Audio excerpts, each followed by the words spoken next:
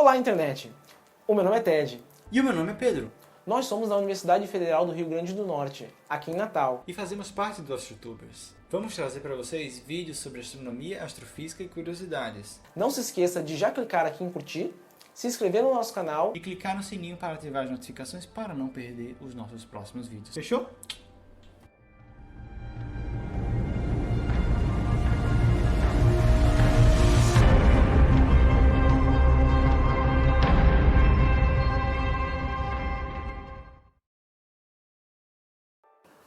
Hoje, é senso comum que a Terra gira em torno do Sol e que nós não somos o centro do universo. É a rotação da Terra que causa o movimento aparente dos astros. Mas não foi sempre assim. Na antiguidade, era muito difícil alguém discordar do modelo geocêntrico de Ptolomeu, defendido com unhas e dentes por Aristóteles, que dizia que a Terra estava fixa como o centro do universo e que todos os astros, inclusive o Sol, giravam ao seu redor.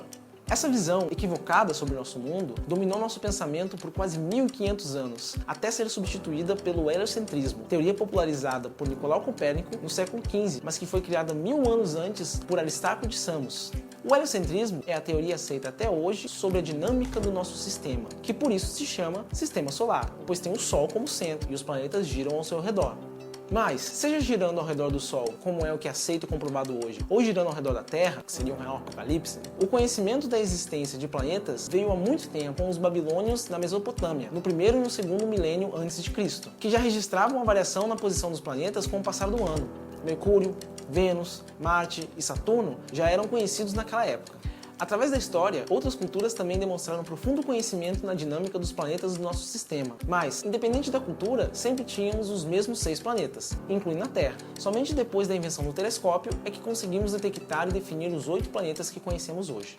Essa classificação de planeta hoje é garantida a um objeto celeste em nosso sistema se ele seguir 3 requisitos. Ele tem que estar em órbita em torno do Sol, tem que ter massa suficiente para se tornar um corpo autogravitante em equilíbrio hidrostático, ou seja, sua própria gravidade aproxima ele de um corpo no formato arredondado, e ser o único objeto em sua órbita, ou que possui a maior parcela da massa em sua órbita. E é por isso que Plutão não é mais planeta. Plutão cumpre 2 dos requisitos para ser planeta. Ele é um objeto em órbita em torno do Sol, e ele tem gravidade suficiente para ter um formato arredondado. Porém, ele não limpou ainda toda a sua órbita, e ele é a menor parcela de toda a massa restante da sua formação, se é que ele formou ali mesmo. Essa convenção de o que é e o que não é planeta no nosso sistema solar surgiu em 2006, mas isso é história para outro vídeo.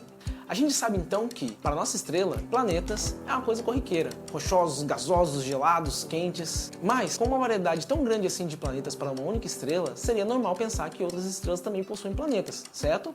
Esse pensamento não é novo, e já no século XVI, o filósofo italiano Giordano Bruno já acreditava que as estrelas, que naquela época dizíamos que eram fixas, eram muito provavelmente estrelas como o nosso Sol, abrigando planetas semelhantes aos nossos. Entretanto, mesmo no século XX, a possibilidade de existência de planetas em outras estrelas, além do nosso Sol, era assunto de ficção científica para a maioria das pessoas. Há 50 anos, séries televisivas como Star Trek já nos davam uma ideia de como poderiam ser as civilizações em outros sistemas estelares, mesmo ainda não tendo a menor ideia se existiam mesmo ou não.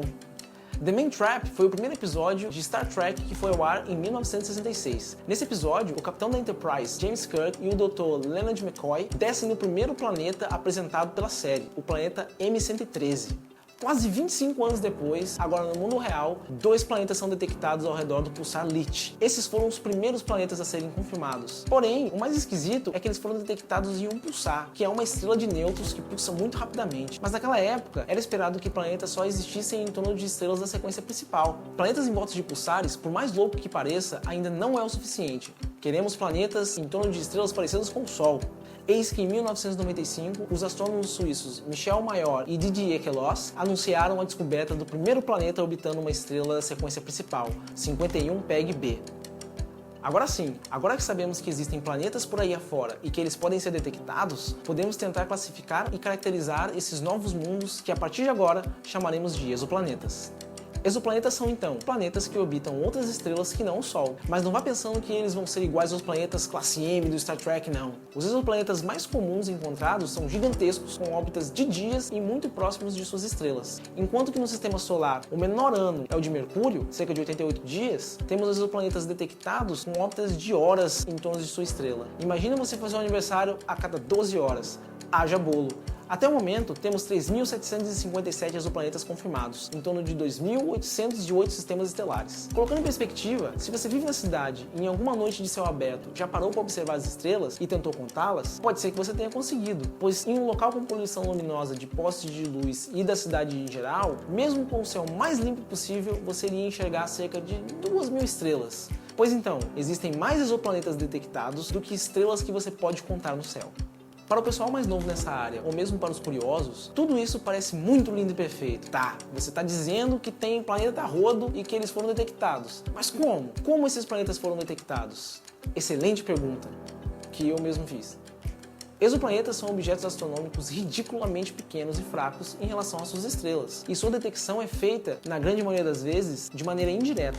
Os principais métodos de detecção encontram exoplanetas a partir da análise de dados da estrela, e não do planeta. Podemos avaliar a variação das linhas de absorção no espectro da estrela e inferir um segundo corpo. Podemos analisar a diminuição periódica do brilho da estrela e inferir um trânsito planetário. Também podemos usar os efeitos da relatividade geral para modelizar curvas de luz de eventos de microlentes gravitacionais, entre outras técnicas.